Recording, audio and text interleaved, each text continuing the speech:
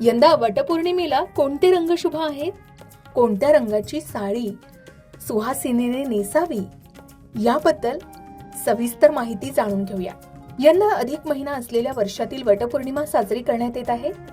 यात महत्त्वाची गोष्ट म्हणजे वटपौर्णिमेला विशेष रंग महत्त्वाचे सांगितले जात आहेत, ज्यामुळे सौभाग्य, समृद्धी आणि भगवान श्रीहरी विष्णूंची कृपाही मिळेल असं सांगितलं जात आहे. म्हणूनच हिरवा, लाल, पिवळा की आणखी कोणते रंग या वटपौर्णिमेला आपण परिधान करू शकता, चला जाणून घेऊया. अधिक महिना म्हणजे पुरुषोत्तम मास हा भगवान श्रीहरी विष्णूंना समर्पित असल्याचं सांगितलं जातं. त्यामुळे या वर्षाची वटपौर्णिमा ही विशेष महत्त्वाची मानली जाते. या दिवशी सुहासिनी महिला सावित्रीचं स्मरण करून वटवृक्षाची पूजा करतात आणि पतीच्या दीर्घायुष्यासाठी व्रत करतात. धार्मिक मान्यतेनुसार या दिवशी परिधान केलेले रंग हे विशेष शुभ मानले जातात, ज्यामध्ये हिरवा रंग, लाल रंग, पिवळा रंग, गुलाबी रंग महत्वाचा मानला जातोय. यंदा वटपौर्णिमेचा सर्वात शुभ रंग मानला जातोय तो म्हणजे हिरवा. हिरवा रंग सौभाग्य, समृद्धी, निसर्ग आणि वैवाहिक सुखाचा प्रतीक आहे. वटवृक्षाची हिरवाई जीवनातील स्थैर्य आणि दीर्घायुष्याचं प्रतीक मानली जाते. त्यामुळे अनेक सुवासिनी या दिवशी हिरवी साडी नेसणं पसंत करतात. दुसरा लाल रंग. लाल रंग म्हणजे शक्ती, प्रेम आणि अखंड सौभाग्याचं प्रतीक. माता सावित्रीच्या दृढ निश्चयाची आणि पतिव्रतेच्या सामर्थ्याची आठवण करून देणारा हा रंग आहे. त्यामुळे लाल रंगाची साडी किंवा लाल रंगाचे अलंकार शुभ मानले जातात. त्याचबरोबर पिवळा रंग. आता हे वर्ष अधिक महिन्याचं आहे. अधिक महिना हा भगवान श्रीहरी विष्णूंना समर्पित असल्यामुळे पिवळ्या रंगाचं महत्त्व यावर्षी वाढलंय. म्हणून वटपौर्णिमेच्या दिवशी आपण पिवळा रंग सुद्धा परिधान करू शकता, जो सकारात्मकता, ज्ञान, समृद्धी आणि गुरुतत्वाचं प्रतीक मानला जातो. या दिवशी पिवळ्या रंगाचे वस्त्र परिधान केल्यास श्रीहरी विष्णूंची कृपा प्राप्त होते अशी श्रद्धा आहे. त्याचबरोबर गुलाबी रंग सुद्धा या दिवशी परिधान केला जाऊ शकतो. हा रंग प्रेम, आपुलकी आणि कौटुंबिक आनंदाचं प्रतीक आहे. वैवाहिक जीवनात गोडवा आणि सौंदर्य वाढवण्यासाठी हा रंग शुभ मानला जातोय. याचबरोबर सोनेरी रंग सुद्धा ऐश्वर्य आणि समृद्धीचं प्रतीक मानला जातो. म्हणून पूजा आणि धार्मिक कार्यासाठी सोनेरी रंगाची साडी नेसणं सुद्धा महत्त्वाचं आणि शुभ मानलं जात आहे. मात्र वटपौर्णिमेच्या दिवशी काही रंग टाळावेत. धार्मिक मान्यतेनुसार पूर्ण काळ्या रंगाचे वस्त्र किंवा पूर्ण पांढऱ्या रंगाचे वस्त्र परिधान करणं टाळावं असं सांगितलं जातं. वटपौर्णिमेला माता सावित्री, सत्यवान आणि वटवृक्षाची पूजा केली जाते. त्याचबरोबर अधिक महिन्याचं हे वर्ष असल्यामुळे भगवान श्रीहरी विष्णूंचं स्मरणही विशेष महत्त्वाचं मानलं जात आहे. त्यामुळे हिरवा, लाल आणि पिवळा हे 3 रंग यंदा सर्वाधिक शुभ मानले जात आहेत. हे रंग फक्त वस्त्रांचेच नाही तर सौभाग्य, समृद्धी, प्रेम, आरोग्य आणि सकारात्मक ऊर्जेचे प्रतीक मानले जात आहे. मग यंदा अधिक महिन्याच्या वर्षामध्ये आलेल्या वटपौर्णिमेला तुम्ही कोणता रंग निवडणार आहात? कमेंट करून नक्की सांगा.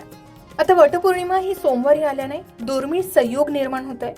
यंदाची वटपौर्णिमा ही 29 जून रोजी सोमवारी येत आहे. पौर्णिमा तिथी 29 जून रोजी पहाटे सुरू होऊन 30 जून पर्यंत राहणार आहे.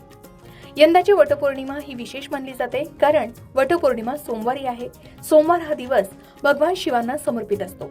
वटपौर्णिमेच्या व्रतात सावित्री, सत्यवानासोबतच भगवान शिव आणि माता पार्वतीचंही स्मरण करावं असं सांगितलं जात आहे. पौर्णिमा आणि सोमवार यांचा संयोग हा सोमवती पौर्णिमा स्वरूपाचा शुभ योग मानला जातो.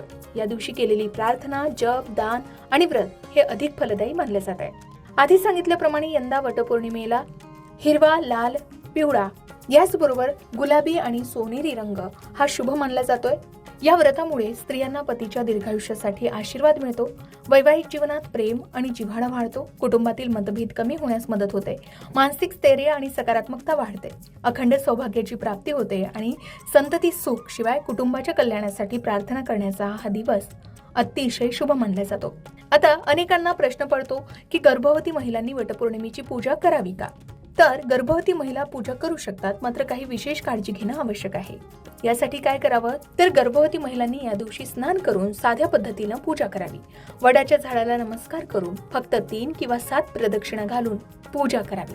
फळे, दूध आणि पौष्टिक आहार घ्यावा. जास्त वेळ उन्हात उभं राहू नये. शारीरिक क्षमतेनुसार पूजा करावी. या दिवशी निर्जला उपवास करू नये. जास्त वेळ उपाशी राहू नये. थकवा येईल इतक्या प्रदक्षिणा घालू नयेत. गर्दीमध्ये जास्त वेळ उभं राहू नये.